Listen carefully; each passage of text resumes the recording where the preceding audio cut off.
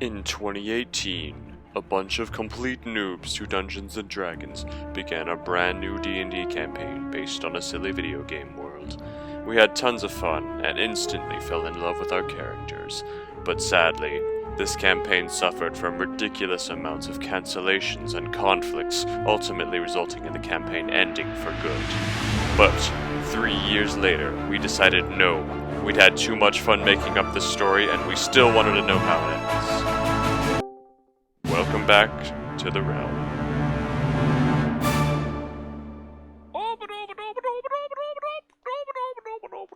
EJ Monkey!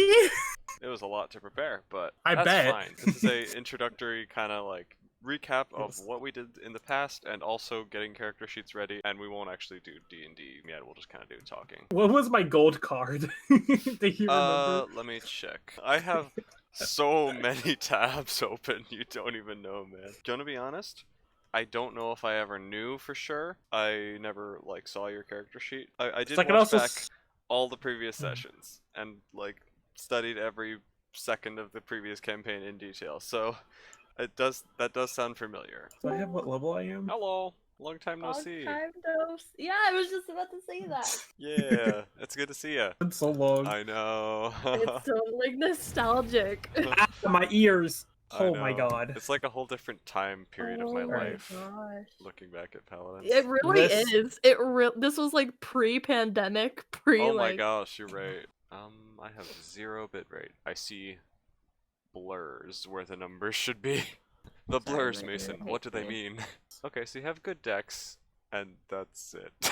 Oh no. Yeah, Oh I literally no. only rolled. I put my 17 in dexterity. All my other rolls were like under 10. Oof. I don't think they were that bad the first time, so I wouldn't mind us boosting them a bit. Without watching through the entire campaign again to pick up clues and like look at what you added to each roll, I'm not going to be able to like figure it out, and I ain't watching that all through again. Let's just bring everything up to at least 0. I got a 16 first try. That's good. Let me just delete Hey, all the- Shroomy. Welcome. I don't think Sake needs to be like a custom class. I think we could make him a warlock. That's terrifying. Add. It is terrifying. I love how the POV is just we are the uvula. Also, spoilers, it might be involved in this campaign.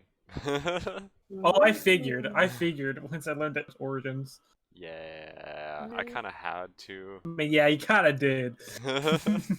There is no choice. Although I am proud of what I've done to take what Stu and what Paladins lore has established and turn it into something. Got some tricks up my sleeve, so I can definitively say that it is all technically canon. Like I said, Should we all just use it is so much D&D more RAM? difficult to like take an existing campaign and try to make it happen, like inherit it rather than Instead start of like from scratch. customize. Yeah. Okay, so I'm starting to read the Ying Rogue class, which I've never read before. Apparently, you've always, like, you had the ability to create illusions, like slightly glowing duplicates of yourself, and you never used that ability, Eritrea. Really? Yeah. Really? That would have been Would so come cool. handy, say, Maybe her we last should use go this around. class. I know. I will say that these illusions would basically require me to be a computer to keep track of, though, because it's like, depending on how many allies are close to it, it'll heal a different amount, and they can also shatter, blasting a certain radius away and damaging enemies. So basically, it's just paladins. You have to be a computer running paladins in your head in order to keep track of all these things that Hawk tried to add. Can you possibly tweak them slightly so it's not as brain draining? Yes, I could. Like, I could simplify it so that they could only create one, rather than half your Ying Rogue level. Because imagine being like a level 8 Ying Rogue and then being able to create 4 illusions that each have a radius around them that can heal allies and damage enemies. And then I also have to keep track of the 79 NPCs that we've got in this campaign. I can see why Stu is having trouble with this campaign. I can't wait for all 5 of us to play again. Imagine like trying to coordinate teamwork and stuff and be absolutely terrible. Call out. Hold on a second. What? Don't remember the Paladins team? Oh, I forgot about that. Oh, back I when... still have all the scrim videos on my YouTube. Oh my god. Oh, no. Record. Didn't we Come on, only I'm win gonna one do- game ever against a competent We team? were so bad. We I don't we even did know not if it was have a any situation of plays. us being bad. It was just they were so good. Look at these hitboxes. Specifically killing Stuart. Oh no. Like this is like a 1v1 loadout. Oh, no. So, are we gonna stream this again, or are we doing like solo private sessions? Not solo, Um. but private. Well, I talked about how What did I just do? when I'm DMing, I don't have the brain power to be able to look at chat Ah, yeah. and pay attention to that as well. So if I did stream it, you know, I mean, it would probably be good to at least post the videos to complete the playlist at some point. But if I were to stream it, I would need someone else to be in charge of paying attention to the chat, because I can't keep the world running Alright, and look at stats Victor. and everything while also paying attention to the chat. So my right click, which like shoots all targets in front of me, Mhm. like that. That's crazy. Apparently, if I connect with a target, I get 2 bullets back. So if there's Wait. a lot of people, So Was you can that just always get back the your right entire click? clip. so you see how I have 1 out of 8 in my chamber right now. Mhm. If I just right click, I got 8 out of 8 again. Oh my gosh. I'm That pretty is sure my loadout Very does broken. that. Yeah, by the So- time you use all those shots, you have your right click back. Oh Mhm. my! There's no way. You just Vivian don't who? stop. You don't And stop. they don't stop coming, and they don't Nope. stop coming, and they don't stop coming, and they don't stop coming. Pentakill, casual, Hmm hexakill. Okay. Even Oh, the hex. announcer doesn't know what to do. Oh, my Q also decreases the time on that ability. Oh my gosh. 60 seconds. Now it's 3 seconds. Oh, that removes 5 seconds. Okay, they didn't fix Leon at all while we were gone. Oh man. They didn't fix anything about the game while we were gone. They've only made it worse. There's a reason that we have an item in the Paladins D&D called the bug. Wait, do we? True. Yeah, it's in the shop, the fantasy Walmart, where all your dreams come true. Oh, I forgot it was called the fantasy The full Walmart tag. Brain. Welcome back. I'm back. I'm dead. No. I really did And there goes more PJ sanity. There's such a delay. I never had any. I texted Ray. Oh, I just he missed, hasn't responded, so I guess he's dead. I hope he's He okay. hasn't responded. Sure, Okay, man. you're done. Are you a You're dad done. now? What's happened? What do you? I've always been dad. What do you mean? No, but I mean, like, have you actually, like, gotten married and had a child at this point? Because you are, like, more dad energy than I was expecting today. Hold up, fam. I think I might know where this boy is. Maybe. Ray? Is he streaming on someone Maybe. else's channel? Maybe. Well, then he's bad at scheduling. There are 2 players on the creative world. I wonder if Ray is one of them. Oh, on Isabella on server? Oricraft? Yeah. And look whose face is on it. Is he on there? He sure is. Yell at him. Be like, bro. Oh, I'm getting on there now. Hold on.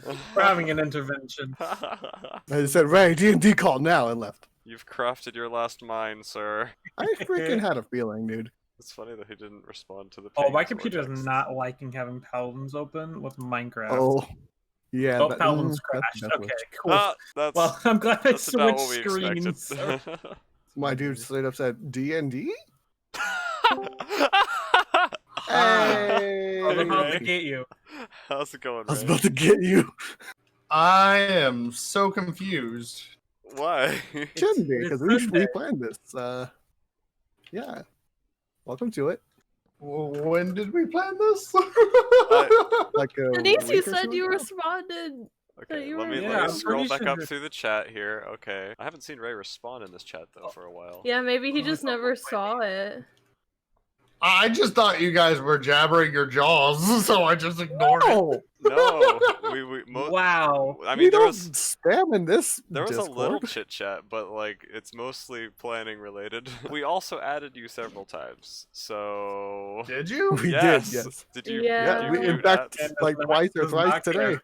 Oh, I see it now. that? By the Anyway, way, I no longer have my score sheet or whatever that is for. Well, that's You're- what we're trying to do yeah, that's right now. the point of what we're currently. doing. We're trying to get everyone's character sheets back up in order. What was his name again?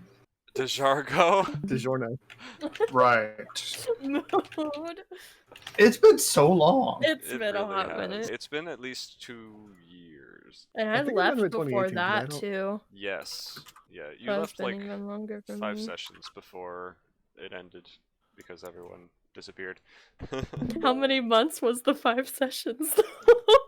Oh my gosh, so many. Just an insane number of months between About that.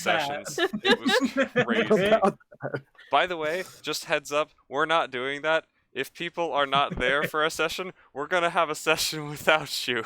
Just I going cannot to handle. work. I cannot handle canceling every session for like 6 months in a row just because one person doesn't show up. If there's He 3 needs his people D&D missing, fixed. sure we'll cancel. But if it's just one person missing, we're gonna have a session anyway and just have your character like cease to exist or T-pose in the background. Well, for a well, bit. That's what I was You trying to wouldn't cancel. convince Stu to do, but Hello, we are nerds.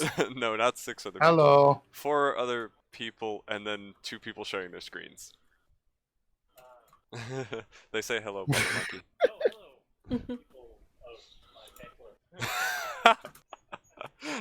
We They're didn't- not I- part I of your can't- fan club. Well, maybe some of them are. I haven't asked. So. He says, "How'd y'all do that?" How'd you do that? Oh, that's so wholesome. Coding or something. That's not the right word. Hold a spider. Hold a It's a- spider. It's a Quick, spider eye. hold a Hold a spider. spider eye, okay? I mean, tell me it didn't say hold a spider. Hold a spider. Right? Is that how it was supposed to be written this whole time? D apostrophe Jargo, or was it D E Yeah. Jargo? No, Oh. it's the apostrophe Jargo. I have spelled it wrong for 3 years. Every time. I am so sorry. If it makes you feel any better, he's called me Eritrea at least 3 times since I got in this call, so. I have a lot in my head. Since we have limited time here, technically only a half hour before we were supposed to end at this point, I guess I may as well do the recap. Catch us up on what happened in the past. Does anyone remember, just before I begin the recap, does anyone remember what happened? Like, anyone want to give their own summary? No, smile. We all meet up. It has been so Eventually, long. we get attacked in a town, and then we run away, and then eventually we find this underground place, and Fernando's there, and I can't remember if that's who we got that out is of his jail, but then we ended up going through some tunnel, and we ended up in some random person's house, and they were like confused, but somehow okay with it. And then we left, and someone like slipped and fell or like died or something, and then that's my knowledge. That That's was the more than I best- have. That What was the the best, frig? worst recap I've ever heard. Yes. I completely forgot about Fernando. I'm gonna be honest. Didn't we Yeah, like, I'd get like him out of prison or He something? was Didn't like- he convince us Like to he was like? a major Oh yeah, we part did let him out of of it. prison. I just forgot we did that. We were all sketched, like we didn't know if we were gonna let him out, and he was just gonna burn us to pieces. But then he didn't. He like easily went on Yeah, our Ray. side. Okay, so what happened? You guys were fighting him, and Ray was like at the door, at death's door, and fighting Fernando, punching arrows through his neck and stuff. And then he just sat down and was like, "Can we just talk about this? I'm really tired." And Fernando was like, "Okay," and then you guys made friends. Oh, also, I remember we were in a desert, and then there was a jungle or something, and we were in the jungle, and they were burning it down, looking for the thing. Yes. Okay. Oh yeah. My knowledge. Wait, were we in were we in like Atlas's maze last or something? Yes, that was very annoying.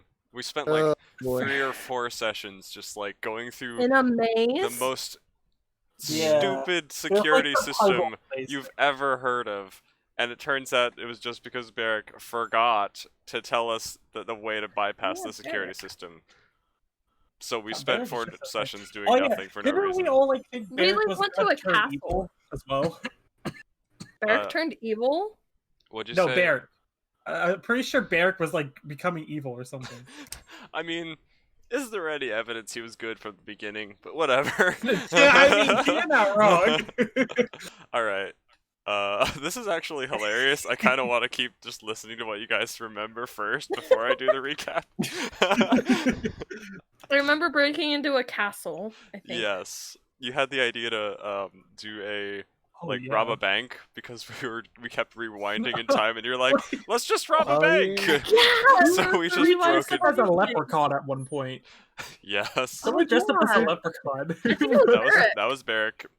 Oh, what's He put on a no. Someone like offered him a leprechaun costume. He's like, I'm offended, but okay, and they put it on. Did we ever have that spa day? We did, kinda right? did. It was like a 3-sentence summary at the end of a session. We tried. Oh. It was the part of Yeah. the same. So it was just implied. It was the same session as the robbing a bank plot. Basically, we got the money so that we could have a fantastic spa day, but then we had to end it quickly, so we didn't really get much description of the spa day. Denise beat me to it because he's a wizard. I had the tab open. I only have 3 tabs open, so. Well, I have Compared to the 60. 52. Oh. My computer Still is pretty low. melting. Paladins.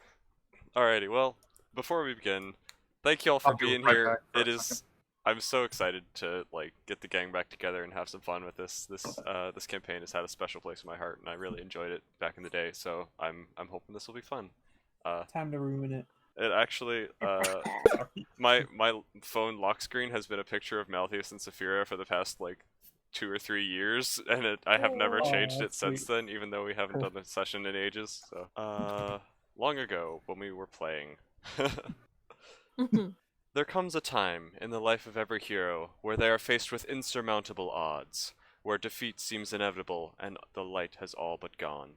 It is in these moments of hardship that ordinary people do extraordinary things, and it is these actions that define a hero. Someone who finds the strength to choose what is right when every fiber of their being wants to run. In times of crisis, the realm needs such heroes. What will you choose? Long ago, the moon was shattered. Great pieces of the moon fell to earth in fire and brimstone, unleashing forgotten beasts and displacing desperate people. The realm was plunged into chaos, overwhelming peaceful survivors with strife and destruction, as dragons and goblins battled for dominance over a dangerous world. History was erased as continents were leveled, and the ancient ways were all but forgotten. In these days, it seemed that hope was all but lost. But there were some who did not give up. There were some heroes with the bravery to stare death in the face and yet refuse to yield, despite the gods themselves turning their back on a world that was beyond saving. One elf decided enough was enough and stood firm in the face of danger. Despite the flame and the screams around her from those who could not protect themselves, she readied her sword instead of running for safety. The dragon lunged in reckless bloodlust, but the elf swung first. And as the dragon fell, her companions discovered something that they had not felt in a long time. Hope.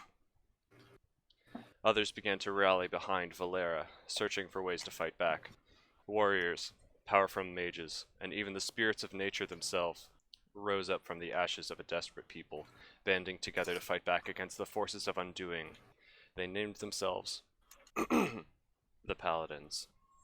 Through pain and sacrifice, these warriors began to turn the tide, each new victory paving the way for the next inventive defense, until at last the unthinkable happened. Their united efforts managed to win the war and usher in a new golden age of peace and prosperity for all. With no further need for great warriors, the original Paladins set down their weapons and returned to their lives of peace, leaving the management of this new age to a smaller group of high mages and former Paladins. Valera passed on her leadership to Grand Magister Karn, her faithful second in command.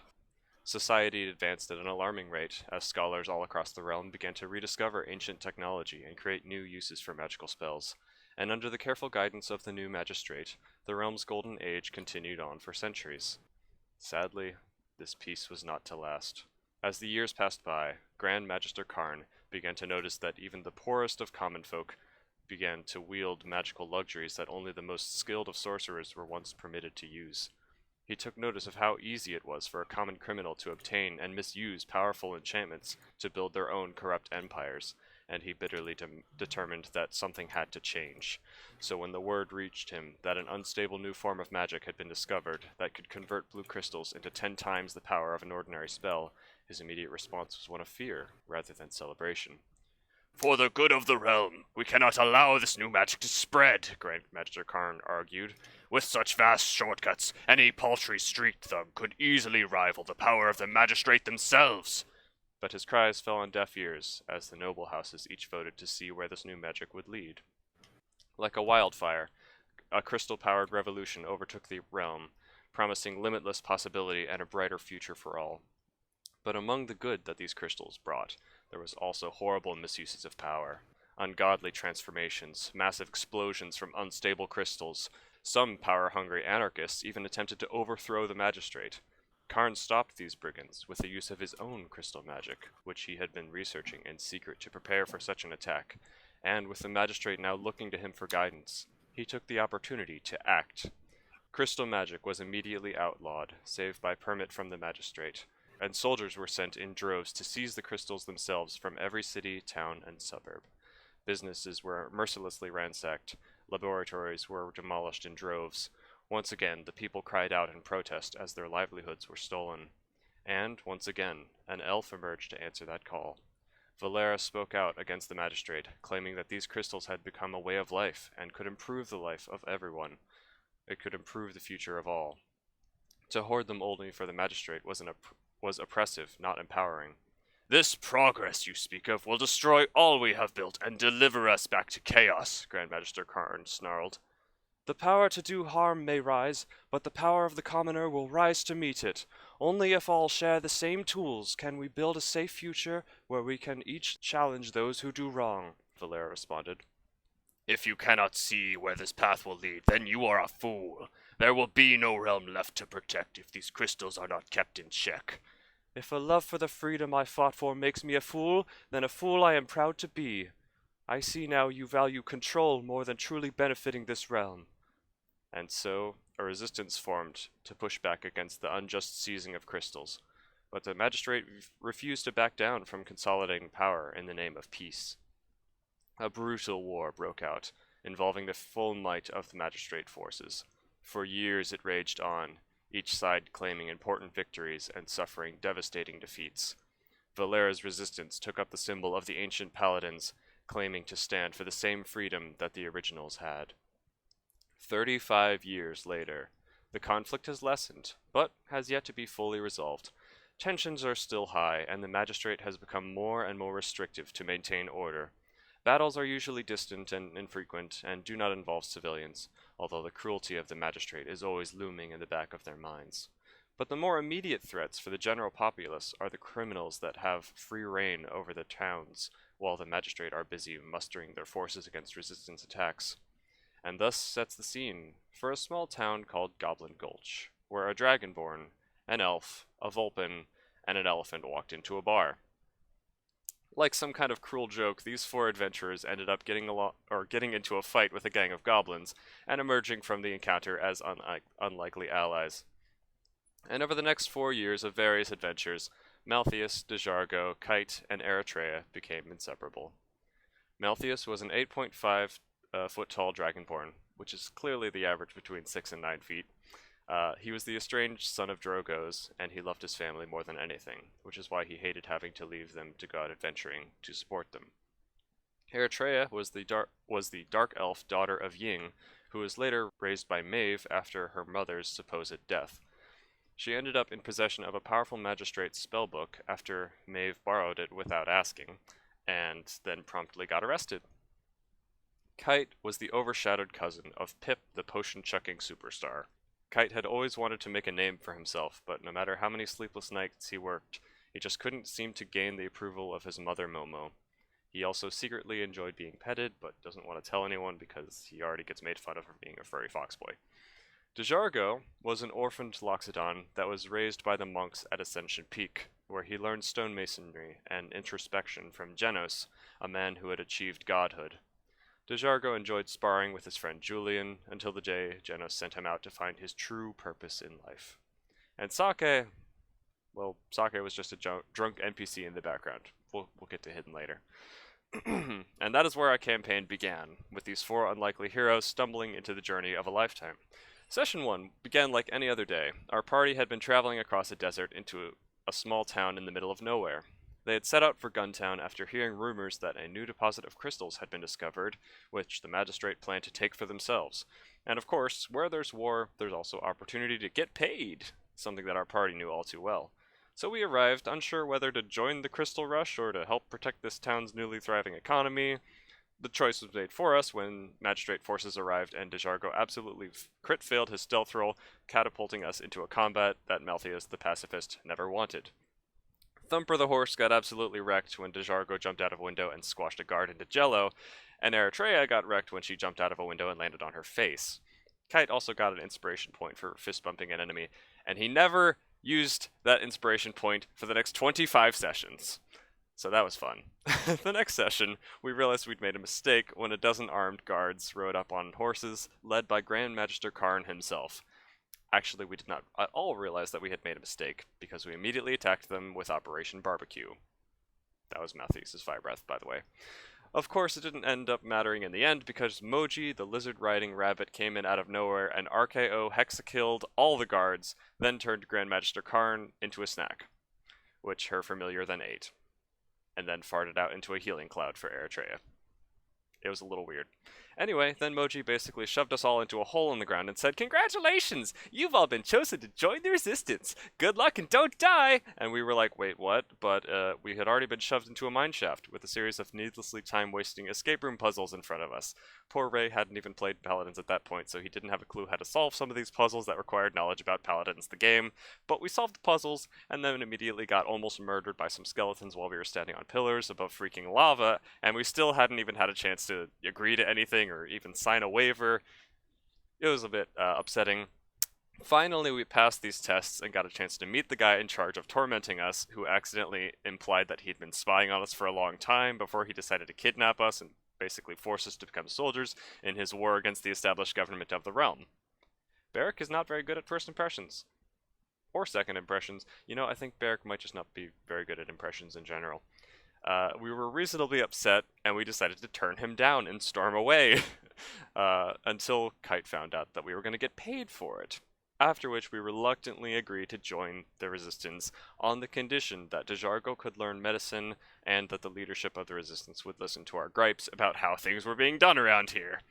Beric agreed and gave us a down payment for our services, along with a chance to push the magic vending machine button of destiny, which poops out a magic hand-me-down from one of the former Paladins, resistance members, or magistrate members that apparently no longer needed them. We also visited Fantasy Walmart, where all your dreams come true, got a deal for you, after which Malthius finally convinced his friends to go visit his family for the first time in 4 years, so that Malthius could give them the money that he had just been paid. Beric allowed us to visit Malthius' home in Moonbright, and we traveled through a magical system of tunnels under the realm to arrive in a forest outside town. There, we met Talus's sister, Cassiopeia, and discovered that Dejargo cannot be trusted with babysitting after he straight up flooded Malthius' house and shocked us all with a tidal wave of electric water. Immediately after this, Malthius and Eritrea went to go settle Malthius' debt with a loan shark that Saphira had borrowed money from, even though we had just lost half our hit points because we were electrocuted by someone. Needless to say, that fight did not go well. After that, Malthius' wife and kids decided to come along and stay at the Resistance base to see Malthius more often and to stay safe from the vindictive loan shark.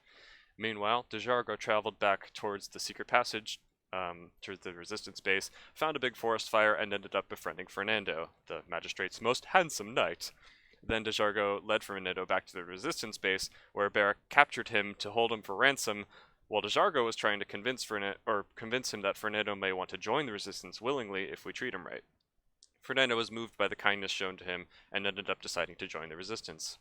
All the while this was happening, apparently Cassiopeia got kidnapped by the Goblin Mafia, and she had to escape with the help of Little Jerry, because literally no one came to rescue her, and Kite denied that he even knew who she was. Then she kidnapped Jerry and gave him a crippling chocolate chip cookie addiction, because he was too adorable to be left alone in the Goblin Mafia. Spoiler alert, he was actually undercover, and his name was Ruckus, not Jerry, but too bad he's officially named Jerry now, and nothing can change it. He is Jerry. Eventually, the party all joined up again at the Resistance base, with 5 new NPCs that no one expected to have brought along. Jerry, asked for help in finding Bolt, his mechanical mech suit boy, and Barrack just so happened to have a lead because apparently his spies allow him to know literally everything about literally everyone at all times. We agreed to use Fernando's insider knowledge to try to infiltrate Crosswind Hold, the main keep of the Magistrate, in order to retrieve Bolt and have him possibly be able to help the Resistance. Only at this point, once we had already agreed to join this resistance that we don't fully agree with, does Barrack finally tell us, "By the way, you know how people believe this war has been going on for 40 years? Well, the war actually ended years ago.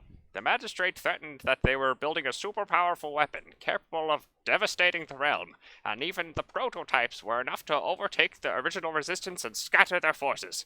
Many of the Paladins were killed, or faked their own deaths to go into hiding, so they could resurface when the time was right.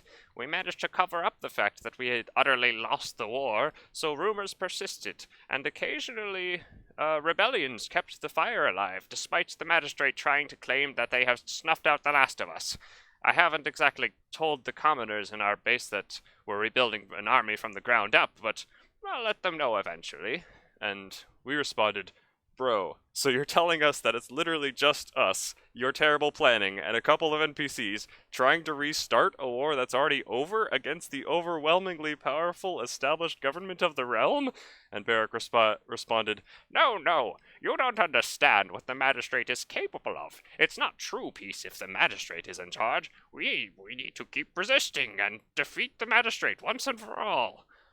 Quit living in the past, man. You had your chance and you lost your war. Shouldn't we try peaceful politics instead of warfare to bring about actually lasting change? And then, conveniently, at that moment, the door to the base opened and a blackout drunk Asian man wandered into the base, asking if this was the bathroom. It was not. We argued for a bit about the complete lack of security of this base, considering an idiotic drunk man was able to figure out how to get in, and Malthius began to seriously regret his life choices in bringing his family to stay at the base of operations of a place that would immediately mark them as traitors of the realm. But we did have a mission that we had already packed our bags for, so Saphir decided to stay back at the base and make sure that the kids were kept safe, while the rest of us brought this drunken man with us to keep an eye on him and to keep him from telling anyone about this Paladin's base. We mostly just wanted to question him whenever he finally got sober. Spoiler alert, he's never sober. Just before we left, Eritrea did some research into the circumstances of their mother's death, now that she has heard that some of the Resistance members faked their own deaths rather than dying for real. And then Eritrea, Malthius, Dejargo, Kite, Cassiopeia, Fernando, Jerry, and Barrack all left to find, or to try to rescue Bolt from the Magistrate. We arrived in a dingy basement where Barrack's magic tunnel led out, and we all walked past Fred and Mary without any explanation as to how we had arrived.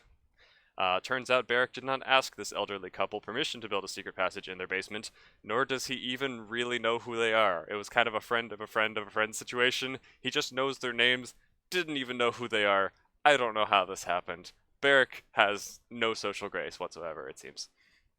But whatever, we got to where we're going. So after a really long day of messing around with Fernando forgetting how to Spanish, saying adios instead of hola, and Barrack wearing a leprechaun costume, we finally got around to infiltrating the Magistrate base, and we found a huge airship hangar in the lower levels of the hold, with hundreds of weaponized machines, airships, and other vehicles. Of course, Jerry fixated on finding Bolt, and after a little bit of messing around with knocking the war machines into each other like dominoes, we found Bolt and tried to get the heck out, only to be interrupted by a strange blue flash of light. Once again, we found ourselves in a dingy basement, with no idea why time had just rewound itself. We remembered what happened, but Fernando did not, so we had to explain the whole story to him. Over the next couple of sessions, we built a treehouse, robbed a Magistrate bank, had a spa day, bought a whole 6-pack of beer, and tried to join the Magistrate in several different ways, for information, memes, and frustration at Barrack's absolutely stupid methods. Each time sunset rolled around, there was another blue flash of light, and the day would reset, completely removing the consequences of what we had done, and beginning to break down the meaning of all of our choices. That being said, even though we were physically rejuvenated with each day, our minds were getting extremely tired of the exhaustion of constantly plodding on with no time to process what was happening. Cassiopeia and Dejargo passed out one day, and Malthius straight up collapsed on the ground, clutching his heart, after he had been stabbed to death in the previous rewind. After that, Malthius was traumatized and wanted to do nothing other than head back to the base to see his family, but the party refused, dragging him along to find the source of what was causing time to act wonky. So, we infiltrated the magistrate base for like the 8th time, wandering around until we found a secret library behind a closet, where we finally found the source of the blue light.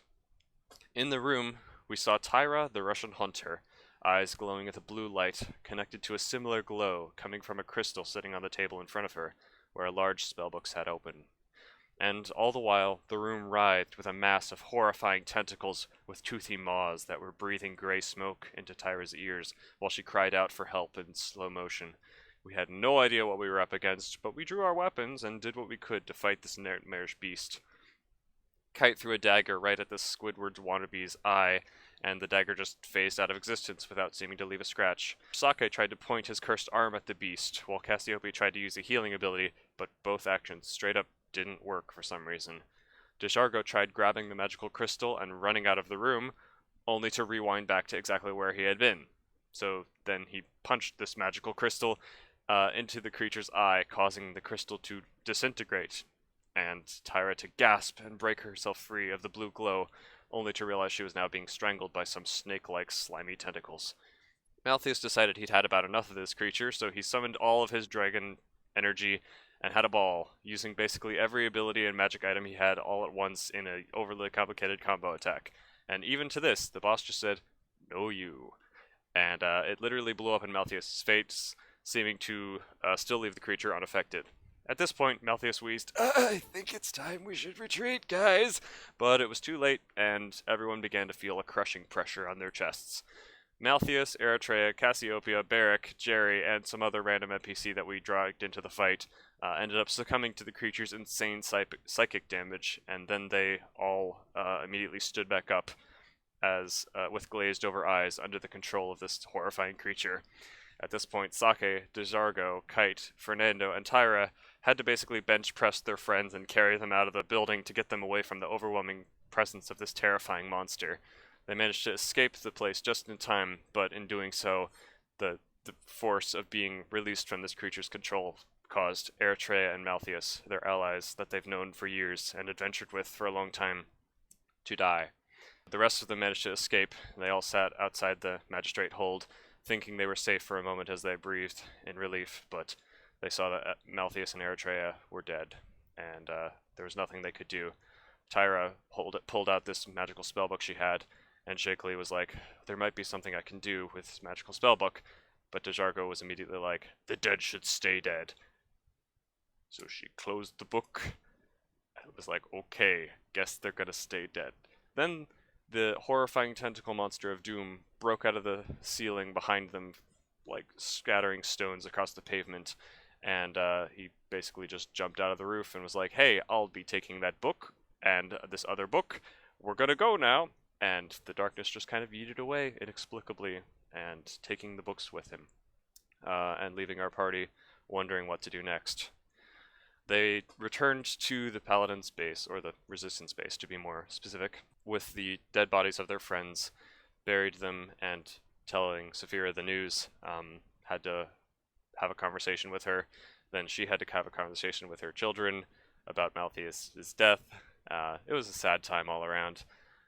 But basically, the whole time, Barrick was just like, "Alright, well, this might be a bad time for it, but it's time to move on. I have something new that we need to do, and I've got the word of etc., etc." And he was just tone deaf to the whole situation. Thanks, Barrick, for being an absolute jerk. Then we spent the next 4 sessions trying to get help as to how to defeat this horrifying monster by going to talk to Atlas, the only person we knew who had experience with time traveling and with the darkness, as we were told this creature has been called. This darkness, the tentacle monster we faced, is apparently early. It's supposed to destroy the world sometime in the future, but it has arrived sooner than we have been told by Atlas, the time traveler.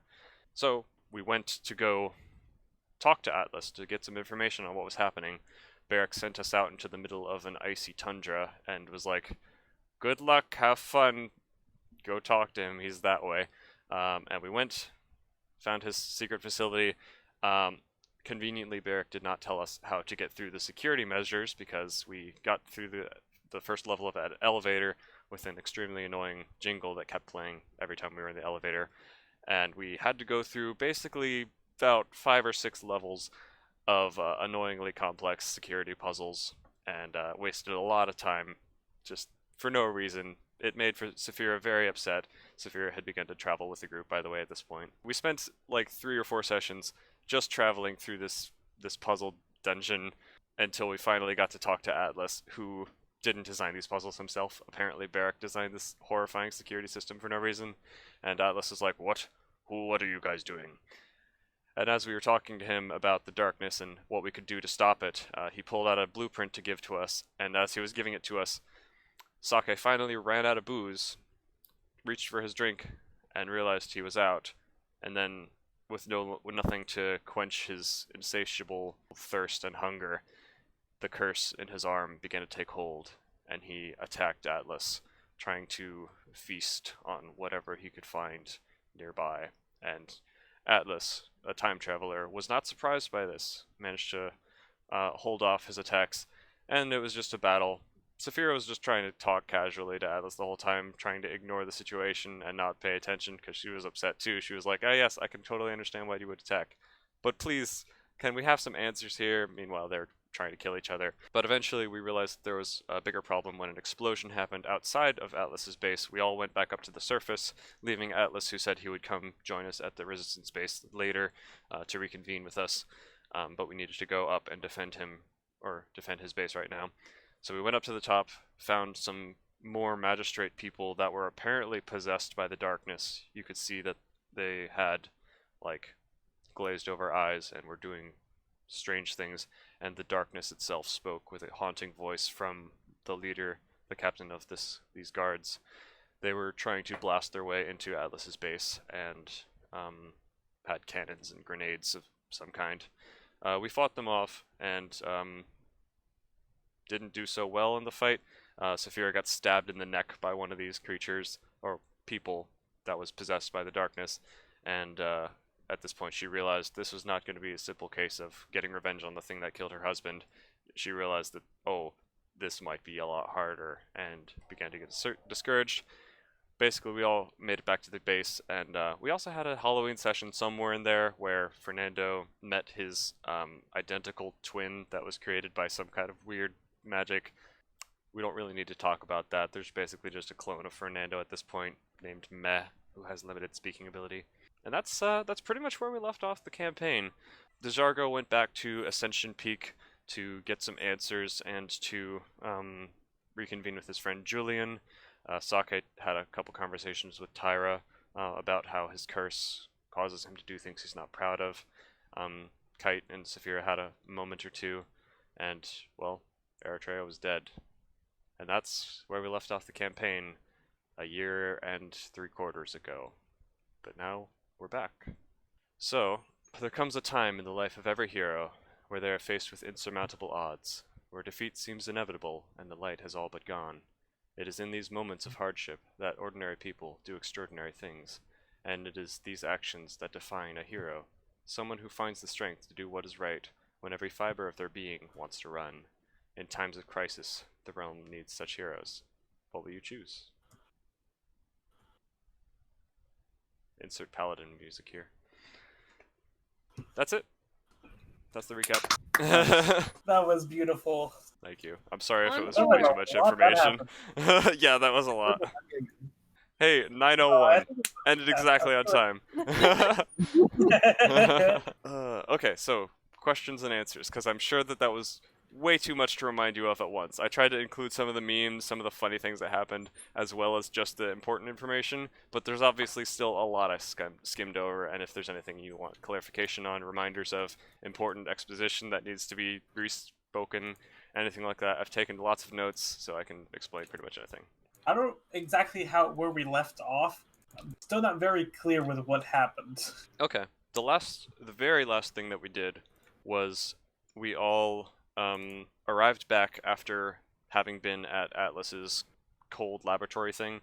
We defeated some creatures and then got back to base, and we were kind of taking a minute to relax. We basically got back, collapsed for the night, and that's where we'll be picking up next session.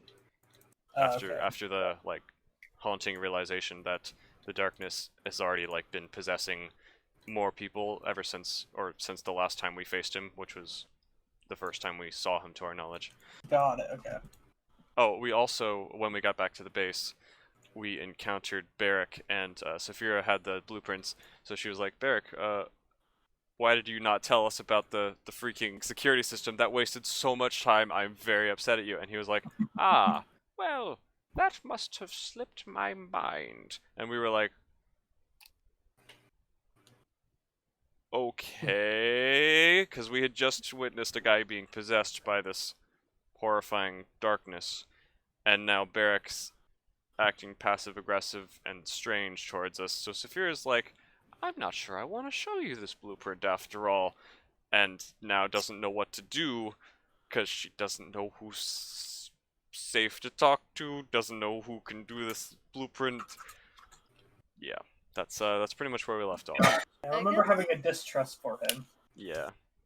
My main question is obviously coming back into this, and I don't know if this will be discussed in the We'll first get to campaign. that. So if so, feel free not to answer. But like, what is like the main, I guess, goal of the group right now? Like, what is the current like? Well, quest? Barrick Like, has what are we made it coming back clear into? that he wants to basically restart this war, and like the top priority needs to be killing Grand Admiral Karn again, because even though he was eaten by Moji, there was discussion of, oh, he's a powerful sorcerer, he'll just come back. So we need to take him out and get him out of the picture, because the magistrate needs to be defeated, they're a big problem, etc., etc. So that's Barrick's goal, what he's trying to tell the party to do. The party is more like, this darkness is trying to consume the realm and destroy everything. We should probably focus on that, Barrick. And he's not having that, so there's a bit of a disconnect. And Ray DeJargo has basically, the last thing he did was left a note for his friends saying, I'm retiring. I've committed more violence than I wanted to. I don't know what's happening. I don't think this is what Genos meant when he said you need to find yourself and figure out what your true purpose is. So he went back somewhere saying that, don't look for me, you won't find me, and went off to wander and basically retired. But of course, now that he's back, so we'll pick up with him as well. We need to kind of basically reunite the party and get Voltron assembled again. Voltron assembled. Meanwhile, Kite is probably pulling the 7th all-nighter in a row, making potions. Sokka is probably just drunk, and Saphira, last we saw her, is just upset, crying in her room. Do I need to figure out where I've been this whole time and like You've been what dead. happened? So I was actually okay. You So are dead. I'm 100% dead, but I'm somehow being resurrected. We'll get there. Okay. It'll be a little bit more talking, but then the talking will all finally be done, and we can, Alright. get back to being able to do things. I'm good. Okay, cool. I think I'm good. I hope that wasn't, like, too much of me talking. I didn't mean to, like, overwhelm. It was definitely a Honestly, no. lot, but I Okay. think we needed it. Yeah. Calling me a drunken idiot. Yeah. It's fine. Well, to be fair, you There were deserved some it. definite call-outs. There were some call-outs at the beginning that were fantastic. The main Beautiful. callouts were for Barrick. Barrick is just beyond help at this point. Yeah. We agreed to kill him. I can't stop you. In fact, I won't stop you.